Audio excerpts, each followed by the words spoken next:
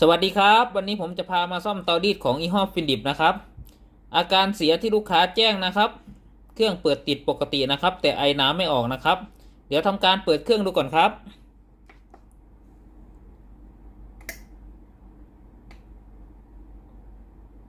เดี๋ยวรอไฟแสดงสถานะพร้อมใช้งานหยุดกระพริบก่อนนะครับไฟที่หน้าเตานี้นะครับ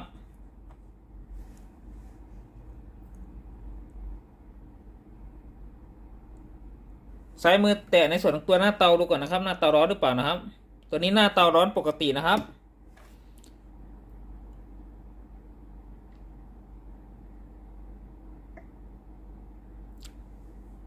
ไฟหยุดกระพริบพร้อมใช้งานแล้วนะครับเดี๋ยวทำการกดปุ่มจ่ายน้ำนะครับ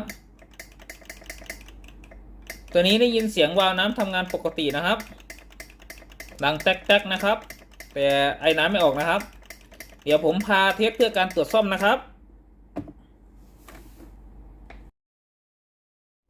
หลังจากที่ผมเทสเครื่องนะครับอาการเสียตามที่ลูกค้าแจ้งนะครับก็คือไอ้น้ำไม่ออกนะครับทิ้งเครื่องให้เย็นก่อนนะครับแล้วทำการเปิดจุกด้านข้างตรงนี้นะครับ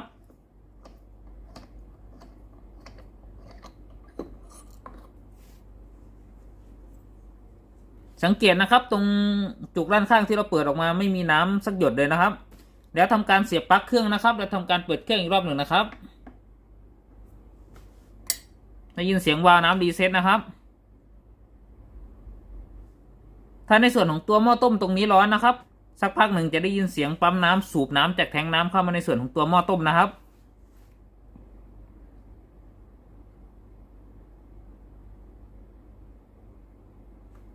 เปิดสายงานสักพักหนึ่งนะครับสายมือแย่ดูนะครับหม้อต้มไม่มีความร้อนเลยนะครับ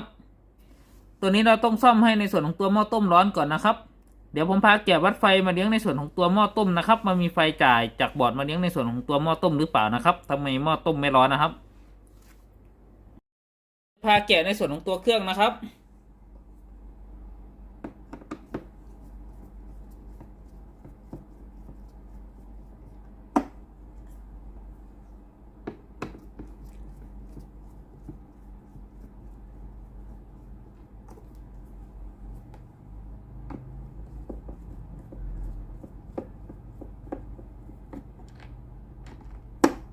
น็อตข้างบน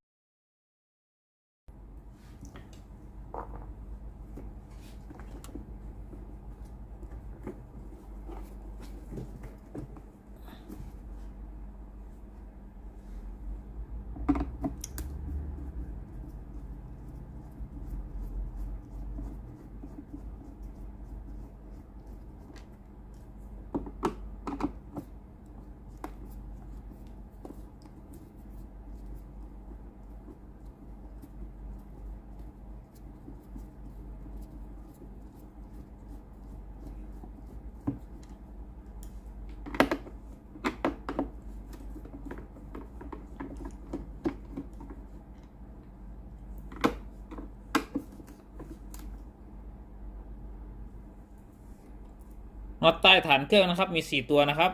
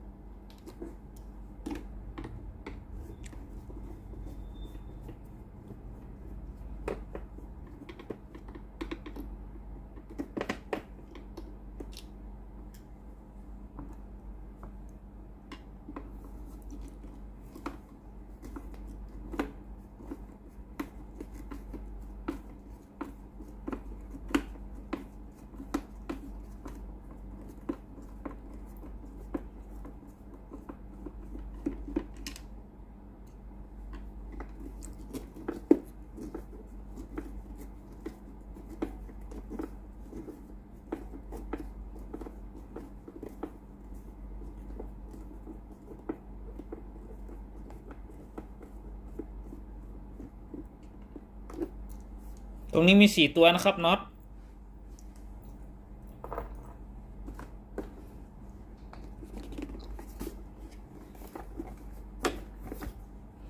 นำในส่วนของตัวโครงบนออกก่อนนะครับ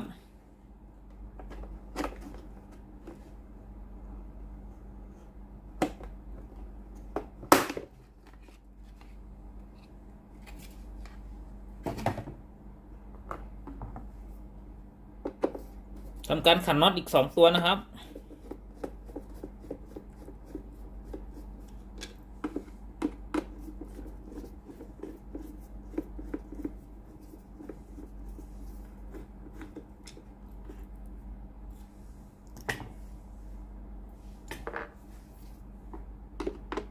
น็อตตรงนี้แล้วนะครับ2ตัว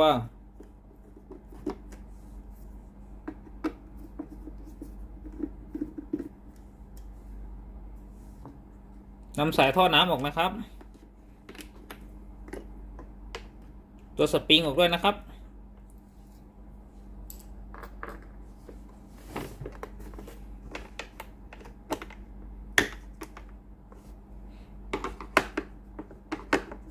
น็อตตรงนี้นะครับ2ตัวขันออกนะครับ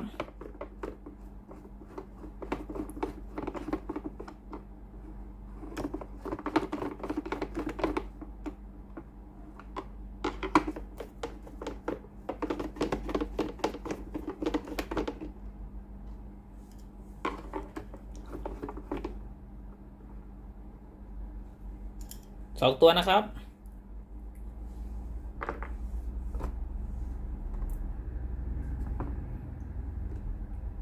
ตรงนี้มีตัวล็อกอยู่นะครับ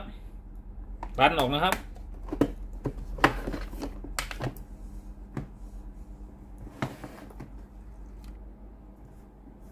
เอาสายท่อยางปั๊มออกก่อนนะครับ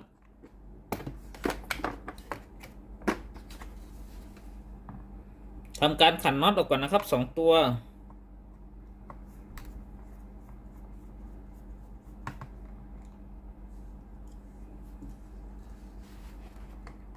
ฝั่งนี้แล้วนะครับ1ตัว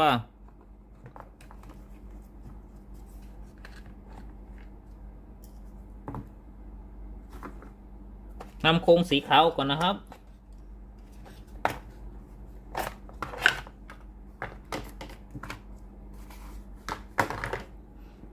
ตอนที่เราเทสครั้งแรกนะครับตัวนี้หม้อต้มไม่ร้อนนะครับเดี๋ยวเรามาดูในส่วนของตัวอะไรต่างๆนะครับที่ทำหน้าที่ต่อไฟไปเลี้ยงในส่วนของตัวหม้อต้มนะครับนี่คือดีเลย์ตัวสีดำนะครับทำหน้าที่ต่อไฟไปเลี้ยงในส่วนของตัวหม้อต้มนะครับ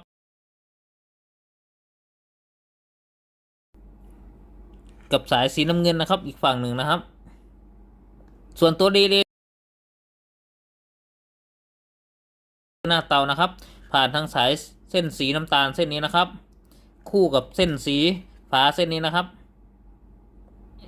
ตัวที่ผมจะซ่อมนี่นะครับก็คือในส่วนของตัวหม้อต้มตัวนี้นะครับไม่ร้อนนะครับเดี๋ยวผมจะวัดไฟที่จ่ายออกจากบอร์ดนะครับผ่านทางสายเส้นสีแดงคือสายนี้แล้วก็สายสีน้ำเงินสายนี้นะครับมามีไฟจ่ายออกจากบอร์ดไปเลี้ยงในส่วนของตัวหม้อต้มหรือเปล่านะครับทำการตั้งมิเตอร์นะครับอยู่ที่250โวลต์ VAC นะครับทำการเสียบปลั๊กเครื่องนะครับและเปิดในส่วนของตัวสวิตช์ที่ตัวเครื่องนะครับวัดไฟ2ขั้วนะครับสายสีน้ำเงินนะครับและสายสีแดงนะครับสังเกตนะครับตัวนี้มีไฟไปเลี้ยงในส่วนของตัวฮีเตอร์หม้อต้มนะครับ220โวลต์ VAC นะครับตัวบอร์ด power supply นะครับสามารถจ่ายไฟ220โวลต์ VAC ไปเลี้ยงในส่วนของตัวฮีเตอร์หม้อต้มนะครับแต่ในส่วนของตัวฮีเตอร์หม้อต้มไม่ร้อนนะครับก็แสดงว่าเราตัดปัญหาที่บอร์ด power supply ตรงนี้นะครับบอร์ด power supply นี้จ่ายไฟได้แสดงว่าบอร์ดดีนะครับเดี๋ยวเรามาดูในส่วนของตัวฮีเตอร์หม้อต้มนะครับว่าในส่วนของตัวฮีเตอร์หม้อต้มขาดหรือเปล่าหรือในส่วนของตัวโทโมฟิลใต้ฮีเตอร์หม้อต้มทิกหรือเปล่านะครับทำไมในส่วนของตัวฮีเตอร์ไม่ร้อนนะครับเดี๋ยวผมพาแกะดูในส่วนของตัวหม้อต้มก่อนนะครับทำการแกะน็อตที่ฐานหม้อต้มนะครับ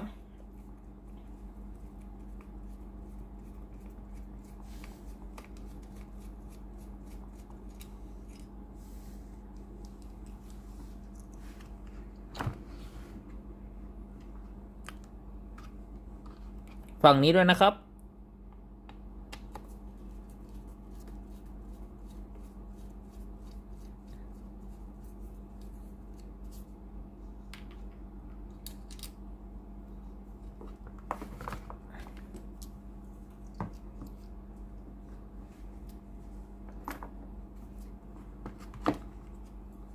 ฝั่งนี้นะครับมีน็อต2ตัวนะครับ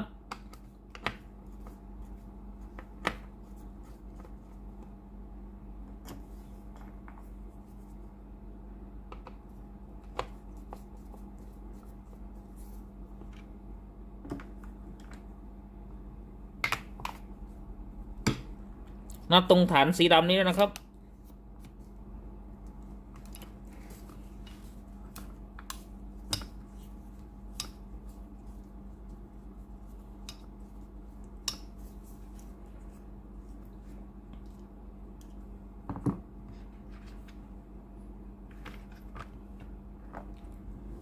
นำสายท่อน้ำจากวาล์วน้ำออกก่อนนะครับ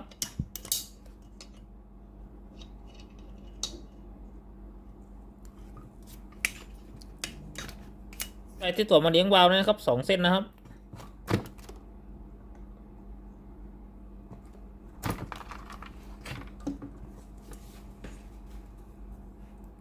เอาท่อยาวออกก่อนนะครับ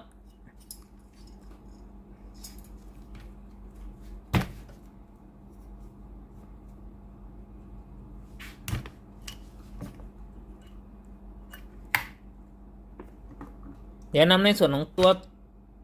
คลิปล็อกสายปั๊มออกก่อนนะครับนำในส่วนของตัวผ้าเทปสีขาวก่อนนะครับตรงนี้นะครับ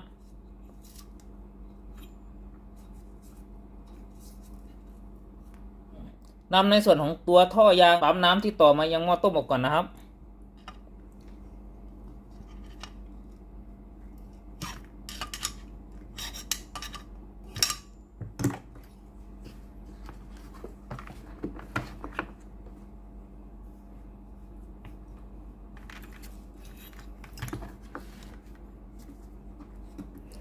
นำในส่วนของตัวสายไฟที่ต่อมาเลี้ยงในส่วนของตัวหม้อต้มออกก่อนนะครับ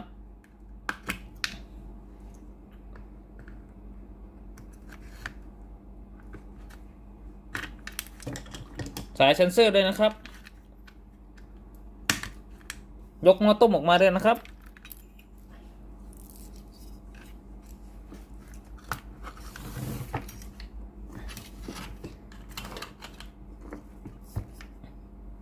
ในส่วนของตัวหม้อต้มนะครับถ้าผมวัดแล้วในส่วนของตัวฮีเตอร์หม้อต้มขาดนะครับก็คือไม่สามารถซ่อมเครื่องได้เลยนะครับเพราะว่าหม้อต้มรุ่นนี้เลิกผลิตแล้วนะครับเดี๋ยวผมพาวัดในส่วนของตัวฮีเตอร์หม้อต้มนะครับว่าฮีเตอร์หม้อต้มขาดหรือเปล่านะครับให้ทำการตั้งมิเตอร์นะครับอยู่ที่คูณ 1นะครับทำการวัดในส่วนของตัวขาฮีเตอร์หม้อต้มนะครับ2 ขานะครับเป็นสายสีน้ำเงินและก็สายสีแดงนะครับสังเกตเข็มมิเตอร์นะครับตัวนี้เข็มมิเตอร์ขึ้นนะครับประมาณ40 โอห์มนะครับก็แสดงว่าในส่วนของตัวฮีเตอร์หม้อต้มไม่ขาดนะครับเดี๋ยวผมจะพาวัดในส่วนของตัวโทโมฟิลนะครับที่เป็นแบบสะพานไฟนะครับ2 ตัวนะครับตรงนี้นะครับสังเกตเข็มมิเตอร์นะครับตัวนี้เข็มมิเตอร์ไม่ขึ้นนะครับไม่มีความต้านทานเลยนะครับก็แสดงว่าในส่วนของตัวโทโมฟิลขาดเลยนะครับ1 ตัวนะครับเดี๋ยวผมวัดดูอีกตัวนะครับตัวนี้สังเกตเข็มมิเตอร์นะครับตัวนี้เข็มมิเตอร์ขึ้นนะครับขึ้นตรงเลข0เนี่ยนะครับก็แสดงว่าโทโมฟิลตัวนี้ไม่ขาดนะครับก็แสดงว่าในส่วนของตัวโทโมฟิลขาด1 ตัวนะครับก็คือในส่วนของตัวนี้นะครับส่วนตัวนี้ไม่ขาดนะครับ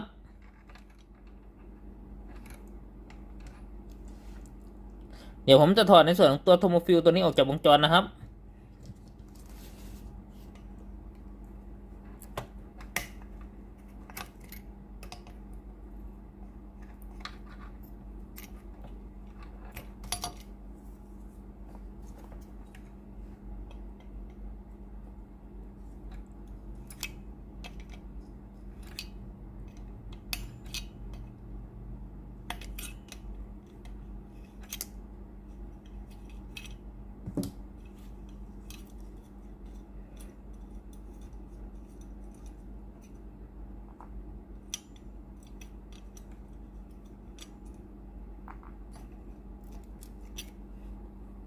สังเกตในส่วนของตัวโทโมฟิลนะครับที่ผมถอดออกจากวงจรนะครับตรงนี้นะครับตรงสีขาวๆมีรอยสปาร์กนะครับฝั่งนี้นะครับ2 ข้างนะครับตัวหน้าคอนแทคตรงนี้นะครับจะสกปรกนะครับเห็นไหมครับหน้าคอนแทคจะสกปรกทำให้ไฟต่อบ้างไม่ต่อบ้างนะครับถ้าไม่มีในส่วนของตัวโทโมฟิลเปลี่ยนนะครับก็ขัดในส่วนของตัวหน้าคอนแทคข้างบนข้างล่างนะครับก็จะสามารถใช้งานได้ปกตินะครับ ตัวนี้โทโมฟิลน่าจะเสียตัวเดียวนะครับ อีกตัวหนึ่งไม่เสียนะครับด้านข้างนะครับ ตรงนี้ยังสภาพใหม่ๆอยู่นะครับ ไม่มีรอยสปาร์กนะครับ เดี๋ยวผมทำการเปลี่ยนในส่วนของตัวโทโมฟิลตัวใหม่เข้าไปในวงจรนะครับพาเปลี่ยนในส่วนของตัวโทโมฟิลตัวใหม่เข้าไปในวงจรนะครับทำการขันน็อตตัวเมียนะครับ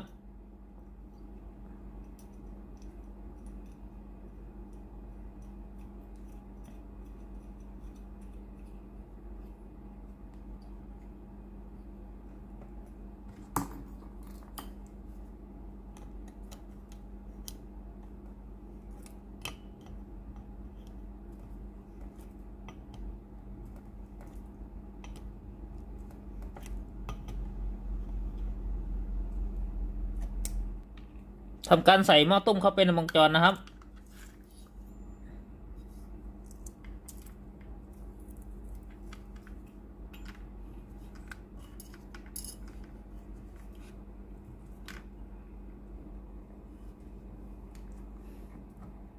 ใส่ในส่วนของตัวพลาสติกสีขาวด้วยนะครับ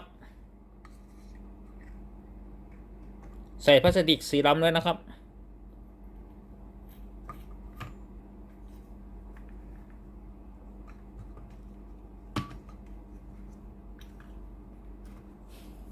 ทำการยึดในส่วนของตัวน็อตนะครับ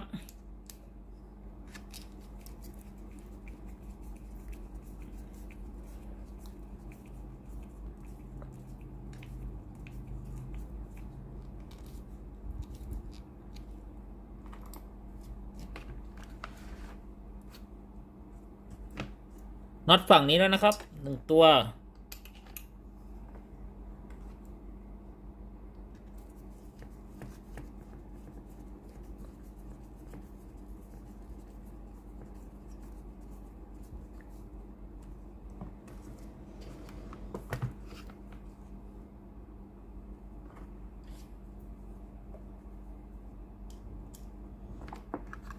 น็อตตรงพลาสติกสีดำนี้นะครับ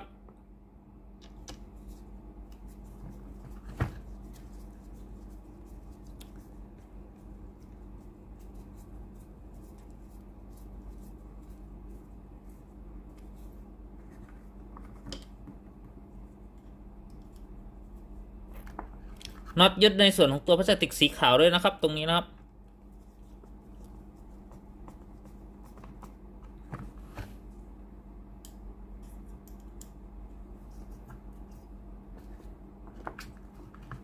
มี2 ตัวนะครับ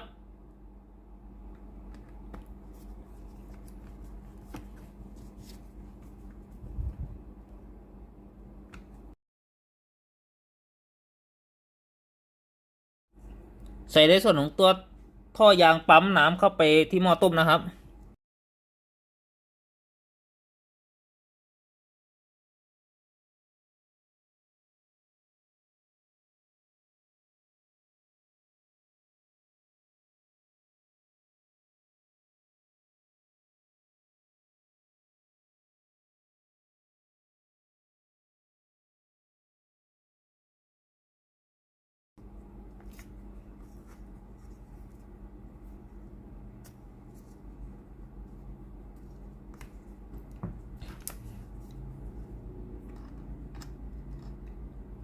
ใส่ตัวล็อกหม้อต้มนะครับ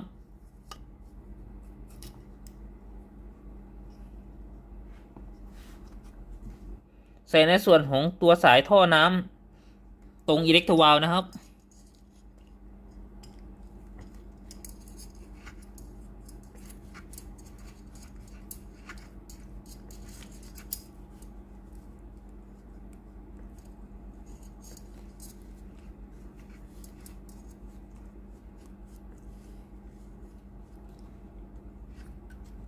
ใส่ในส่วนของตัวแคมล็อกสายอิเล็กโทรวาลนะครับ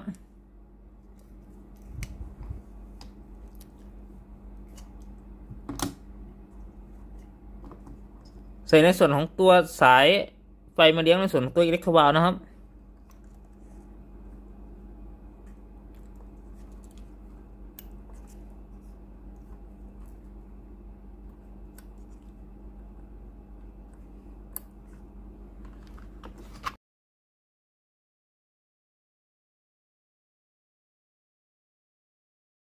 ใส่ในส่วนของตัวสายไฟสีแดงนะครับที่ไปเลี้ยงในส่วนของตัวหม้อต้มนะครับเข้าเป็นในวงจรนะครับสายไฟสีน้ำเงินนะครับสายเซนเซอร์นะครับ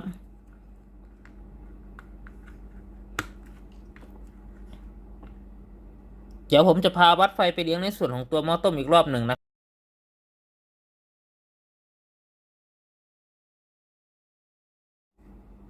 ทำการตั้งมิเตอร์นะครับ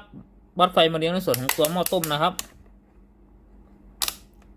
250 โวลต์ VAC นะครับ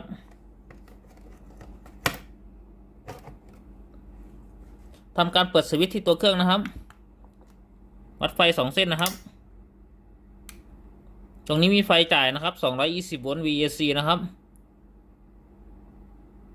เดี๋ยวรอสักพักหนึ่งก่อนนะครับเดี๋ยวผมสัมผัสในส่วนของตัวหม้อต้มนะครับว่าหม้อต้มร้อนหรือเปล่านะครับ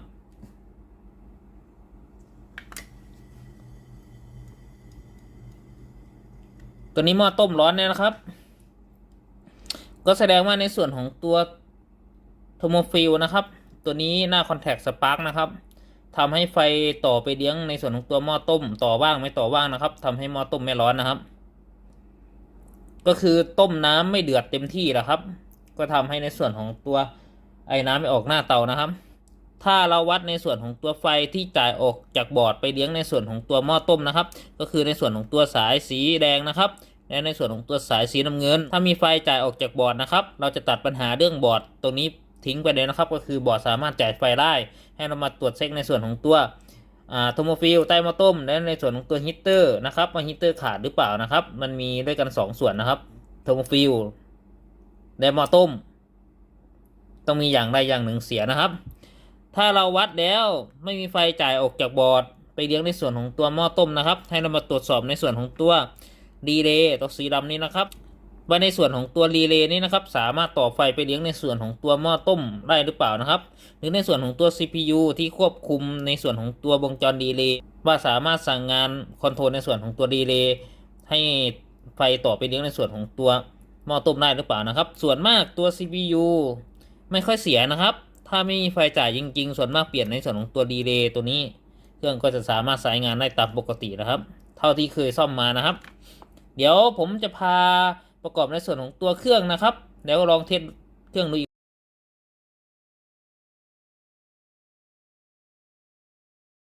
ผมจะพาประกอบในส่วนของตัวเครื่องนะครับใส่ในส่วนของตัวโครงสีขาวก่อนนะครับ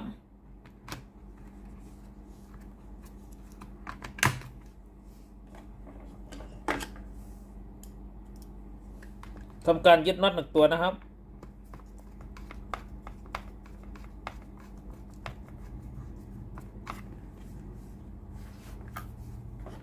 โครงสีขาวอีกตัวนะครับ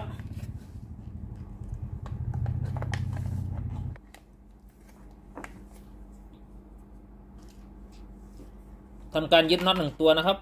ตรงนี้นะครับ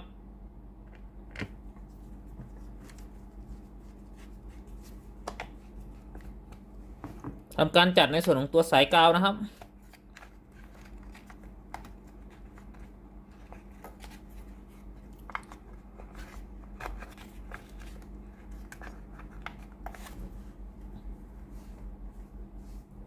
ใส่ในส่วนของตัวโครงเครื่องนะครับ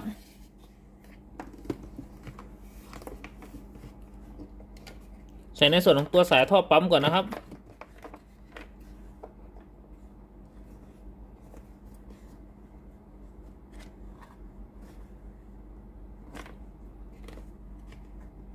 ตรงนี้นะครับอย่าลืมใส่แล้วก็สอดในส่วนของตัวสายท่อดำย้อนกลับขึ้นด้านบนนะครับ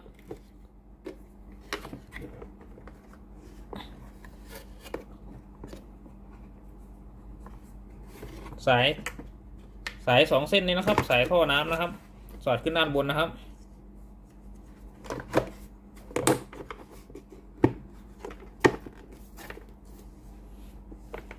ใส่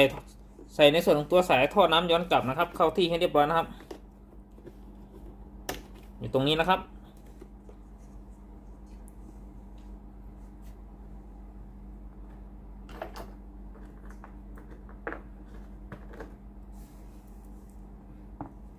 ทำการยึดน็อตนะครับ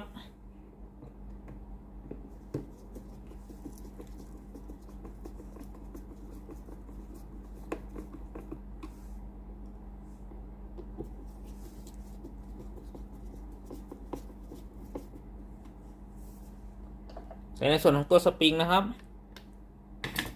ใส่ในส่วนของตัวพลาสติกสีขาวนะครับทำการยึดน็อตอีก2ตัวนะครับ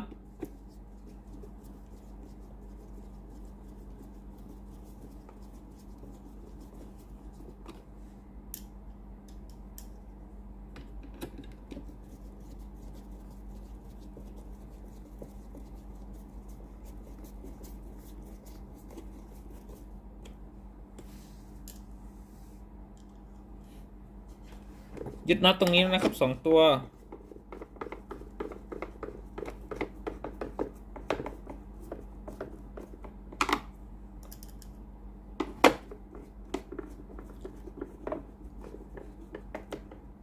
ใส่ในส่วนของตัวท่อวาล์วเซฟตี้นะครับใส่ในส่วนของตัวโครงสีขาวด้านบนนะครับ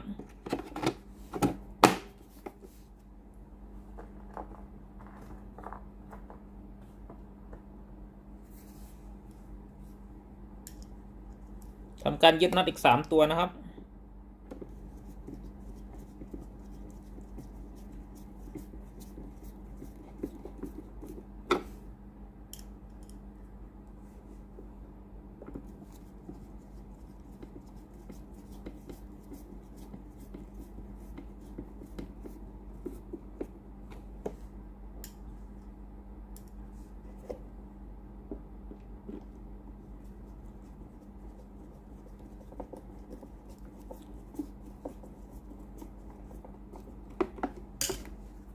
ทำการยึดน็อตใต้ฐานเครื่องนะครับ4ตัวนะครับ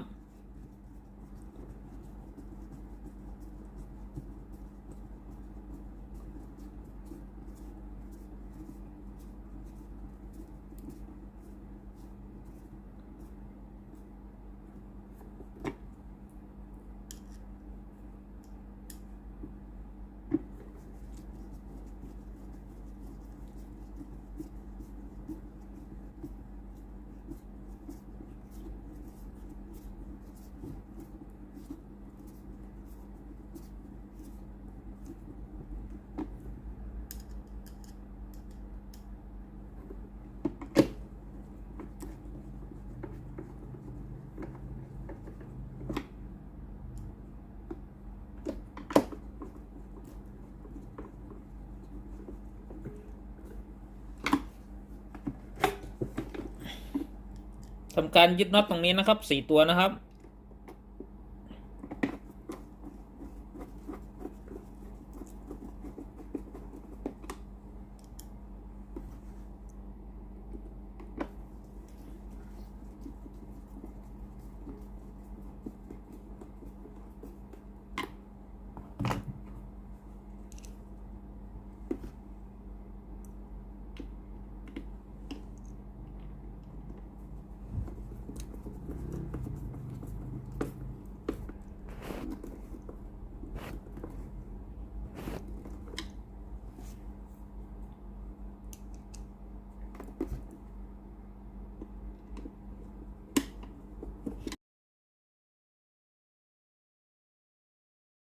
หลังจากที่ผมเปลี่ยนในส่วนของตัวโทโมฟิลเข้าไปในวงจรเนี่ยนะครับ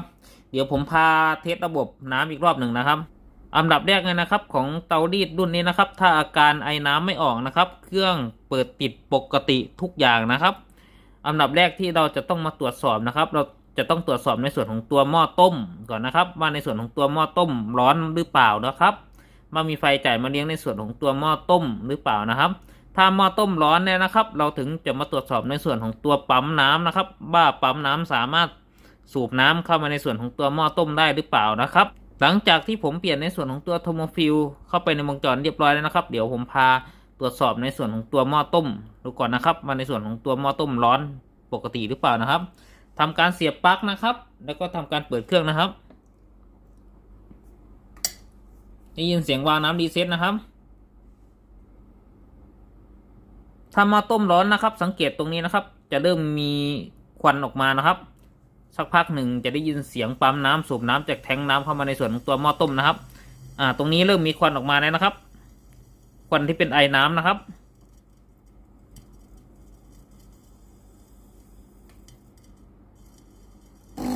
ได้ยินเสียงปั๊มน้ำทำงานแล้วนะครับ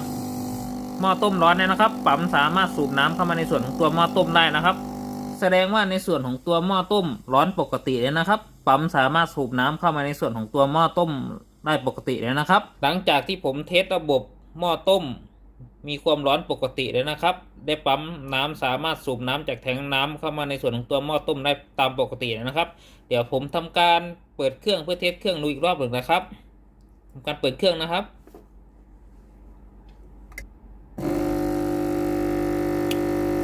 ตอนนี้ได้ยินเสียงปั๊มน้ำทำงานเลยนะครับ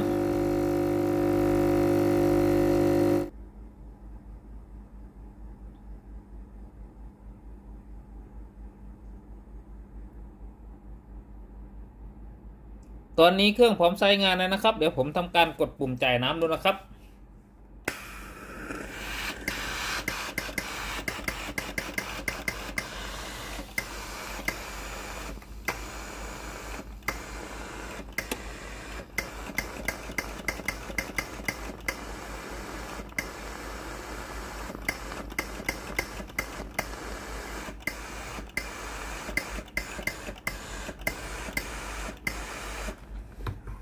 ตอนนี้ไอ้น้ำออกปกติแล้วนะครับสรุปนะครับอาการเสียของเตารีดยี่ห้อฟิลิปนะครับอาการเครื่องเปิดติดปกตินะครับแต่ไอ้น้ำไม่ออกนะครับหม้อต้มไม่ร้อนนะครับมีอะไรเสีย1ชิ้นนะครับก็คือในส่วนของตัวโทโมฟิลนะครับเสียในลักษณะหน้าคอนแทคสปาร์กนะครับหน้าคอนแทคสกปรกนะครับขอบคุณมากครับที่รับชมคลิปวิดีโอครับขอบคุณมากๆครับฝากกดไลค์กดแชร์กดติดตามให้ด้วยนะครับขอบคุณมากๆครับสวัสดีครับผม